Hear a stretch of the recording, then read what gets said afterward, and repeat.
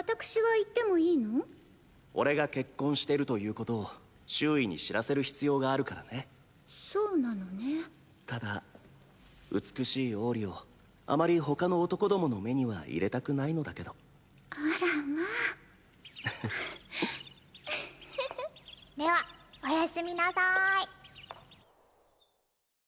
Dad is a hero, Mom is a spirit, episode number 4, and I don't know if I'm alone, but at the end of the episode, I went, oh my.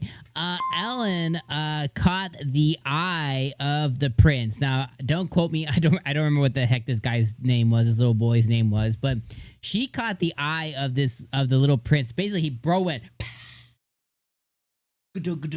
he fell in love, and she went, oh no, I got caught. It was the cutest thing ever. Now, one thing that I have to remember is that she was a grown woman. She was a grown woman in her past, and I wonder how she's going to deal with all of this. Now, how do you say it? What's the right words to say? I got a hint of it because earlier in the episode, she's playing hide and seek with Papa and the maids and Grandma, right? So if you or I were to get isekai'd and, we got birthed and we had to be a baby and stuff, it makes sense that we would begin kind of acting like children. Of course, we'd be a little smarter, a little more intelligent. We would have more maturity. But I think that a part of us, I think there's a part where it's almost like chemical. Like you just kind of act like a child. And I think that because of that, I think Ellen will obviously see the prince in a certain light where like, oh, I'm an old lady, in here, I'm an old lady, whatever. But I think that she will give him a chance, maybe not in kid form, but maybe as they grow older, right? At least that's kind of the glimpse or the idea that I got behind watching the show. Because, like I said, I think she's acting more like a child. Again, which makes sense, chemical imbalance, the way your brain works, development, all that stuff. But, she acts and sounds and does certain things that, exude a different type of maturity, that everybody keeps pinning on the spirit portion of her, which I've talked about in last episode, maybe the episode before, one of the episodes. So I like that at the end. I was like, oh my, the prince caught her attention or vice versa. I like that. I also like the mystery behind this Arya girl. So this Arya girl comes into the picture and she is his brother's betrothed, right? His brother's fiance, his brother's basically she was the mistress and he has a wife and kids essentially outside of the fat piggy lady. And she comes in and immediately Rovel is like, and my first thought was like, oh, he must have known her or seen her or interacted with her before he, poof and disappeared. But as the episode kind of went on, I don't think that is it. I just think that he felt like the lust, like that lust feeling towards him. Because this Arya girl was looking at Rovel like she wanted to eat him up. And she's not ugly or anything by any means. She's definitely a pretty girl, not comparison to Origin, our goddess, but, very pretty girl, whatever. So, it kind of made sense. And even Ellen caught on when she was talking to her mom. She was like, oh, what do you think about this? Like, Dad must have caught on that, this lady wants to eat him up. And it sucks for his brother because now his brother got screwed twice, right? Like, first off, he had to marry the piggy lady for his family.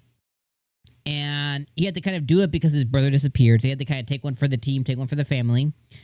And then once again, now that he's able to finally find some kind of like semblance of happiness, he takes a big L again because the lady, the girl, the person that he's going to be with also has the hots for his brother, which, is a double L for him. And I just think that's so crappy, And I kind of think that it's crappy that Rovel and Ellen are kind of allowing his uncle and his brother to go through with it because he should be like, obviously you don't want to stir the pot, but you should be like, hey, bro, I want to let you know, like your lady's been like eye effing me. You know what I mean? Like, if you weren't around, like, she would take me to the back and have her way with me. Like, I think that's important for bro to know, you know?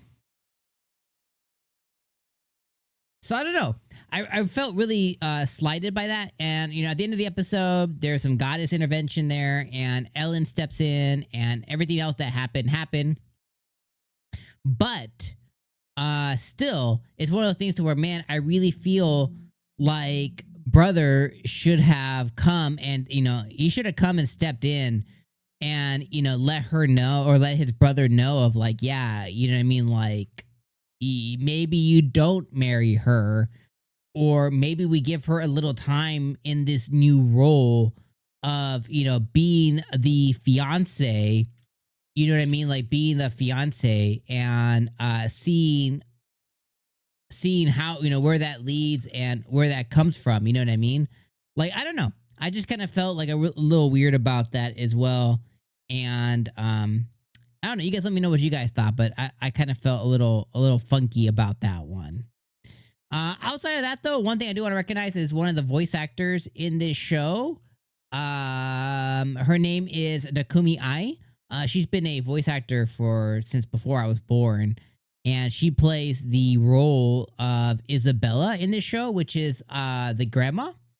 And I just thought it was cool because she's voiced stuff on Dragon Ball and stuff in the past. I thought that was a really cool thing just to note there, really quickly, because I kind of noticed, I was like, man, the grandma kind of sounds like a Dragon Ball actor, and I looked her up and I was like, oh crap, like, yeah, she is in fact from Dragon Ball, not Dragon Ball Z, but Dragon Ball, and it says Dragon Ball GT too.